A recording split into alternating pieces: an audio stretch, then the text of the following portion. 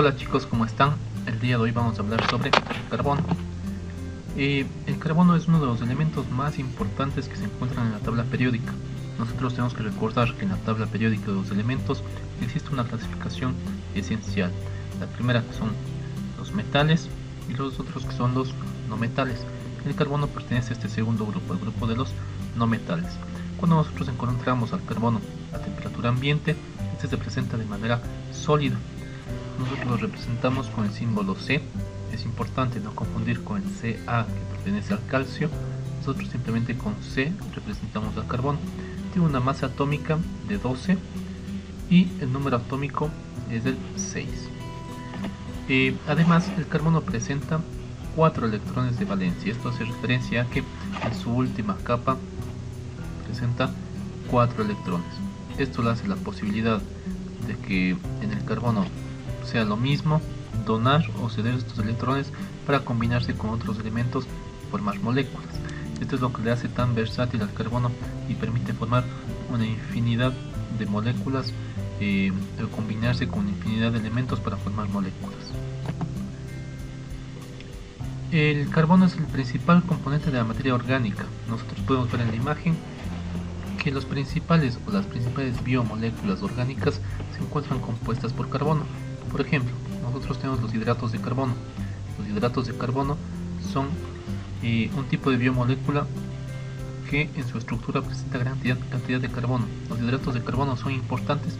Claro que sí, para nuestra vida son importantes. Nosotros tenemos que incluirlos en la dieta en una cantidad considerable porque estos cumplen funciones muy importantes, como por ejemplo formar parte del esqueleto de las células, formar parte de la membrana celular, formar parte de la pared celular de los vegetales, formar parte de los ácidos nucleicos, las pentosas, tanto desoxirribosa como ribosa, forman parte de ADN y ARN. Es decir, cumplen una infinidad de funciones súper importantes, así como el aporte de calorías también. Tenemos aparte de los hidratos de carbono las proteínas. Las proteínas también son un grupo de biomoléculas orgánicas, es decir, biomoléculas esenciales para la vida. Nosotros los ingerimos asimismo en la dieta. Los principales alimentos que contienen proteínas son los lácteos y sus derivados, las carnes, y también poseemos la clara de huevo. Las proteínas cumplen funciones muy variadas en nuestros organismos, los que están a aportar energía, la coagulación, actúan como enzimas. Este es súper importante, ya que todas las reacciones químicas que se dan en nuestro organismo son dependientes de enzimas. Esto le hace a las proteínas básicas para que se dé el funcionamiento normal de un individuo.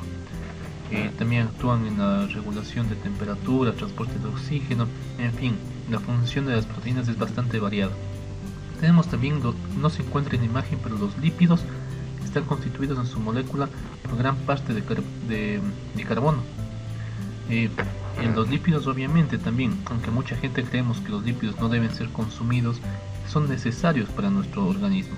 Nosotros diariamente tenemos que consumir un porcentaje de lípidos para que estos cumplan su papel fundamental en nuestro organismo. Entre estos está funcionar como un amortiguador. ¿Qué quiere decir esto? Que nosotros, gracias a los lípidos, si sufrimos un accidente, un golpe, estos permiten que los órganos internos de nuestro cuerpo no se lesionen tan fácilmente. Además, los lípidos son grandes reguladores de temperatura. Nuestra capa de tejido celular subcutáneo impide que nosotros liberemos en exceso el calor y tengamos mucho frío. Además, los lípidos forman parte importante de la estructura de las membranas celulares, tanto el colesterol como los fosfolípidos. Y por último tenemos otra biomolécula orgánica muy importante que presenta en su estructura carbono, que son los ácidos nucleicos.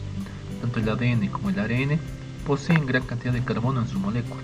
El ADN sabemos muy importante para la información genética, la transmisión de caracteres, y el ARN para la síntesis de proteínas. Tenemos que la variedad de combinaciones que se puede formar con el carbono es prácticamente infinita, porque presenta gran capacidad de formar cadenas, anillos, compuestos ramificados. Se calcula que existen alrededor de 15 millones de compuestos orgánicos que se pueden producir. Tanto así que en química se ha decidido separar en dos grandes ramas, la química orgánica y la química inorgánica. Cuando nosotros hablamos de química orgánica, es la química que estudia todos los compuestos que están formados principalmente por carbono. Cuando estudiamos la química inorgánica, nosotros estudiamos los compuestos o todos los compuestos que forman por todos los elementos que no son el carbono. Esto hace que el carbono sea muy importante. También el carbono forma parte de compuestos inorgánicos como carbonatos, bicarbonatos, cianuros, monóxido de carbono, CO2. Al hablar yo de compuestos inorgánicos me refiero a que no son esenciales para la vida del ser humano. Su nombre viene del vocablo latín carbo, que significa carbón de leña. El principal elemento químico que contiene el carbón es el carbono, de ahí viene su nombre. Existen los alótropos. Cuando yo hablo de un alótropo, son formas de un mismo elemento que se diferencian en cómo sus átomos se encuentran unidos entre sí. Hagámonos la idea de la molécula de agua. Nosotros tenemos el agua en dos presentaciones, el hielo y el agua líquido normal. Nosotros vemos que el hielo y el líquido del agua son diferentes, ¿no es cierto? El uno es duro, sólido, que tiene una forma definida, en cambio el líquido no. El momento que yo estudio cómo es la estructura de la molécula del agua, me doy cuenta que es exactamente lo mismo. ¿Cuál es la diferencia?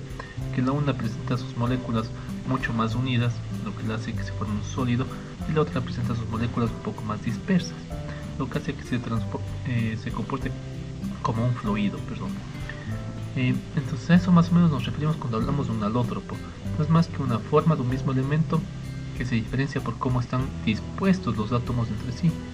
Esto hace que sean diferentes tanto las propiedades físicas como químicas de esta sustancia.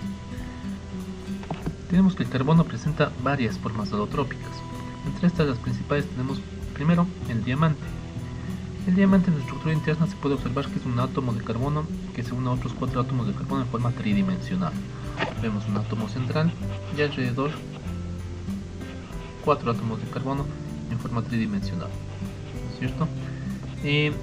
El diamante es uno de los elementos o de los compuestos más duros que existen en la naturaleza, por lo cual se usa mucho para fabricar materiales de corte y también en elaboración de joyas, al ser una piedra muy llamativa, muy bonita. Entonces, por ejemplo, se suele utilizar en lo que es la construcción, para las herramientas que sirven para cortar cerámica, y se utiliza puntas de diamante, por ejemplo, porque al ser un material muy duro puede fácilmente romper otros materiales. Otra forma alotrópica del carbono es el grafito.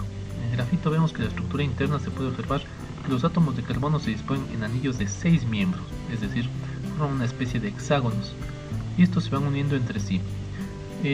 Las propiedades físicas del grafito es que es negro, resbaladizo, se puede deslizar, es un poco untoso al tacto, es un muy buen lubricante, tiene la capacidad de conducir electricidad. El grafito se combina con arcilla también para fabricar las minas de los lápices o puede funcionar como un aditivo para los lubricantes. Por último, en cambio, vamos a ver el fluoreno, cuya estructura tiene forma de una esfera hueca, con 60 vértices, en cada uno de los cuales hay un átomo de carbono. En total entre sí se unen 12 pentágonos y 20 hexágonos que forman una especie de balón de fútbol. Se descubrió en 1985 y se utiliza en el campo de la electrónica, en la farmacia, como un superconductor y catalizador de reacciones, que quiere decir un facilitador de reacciones químicas. Muchas gracias chicos, eso es todo por hoy, nos vemos en una próxima clase.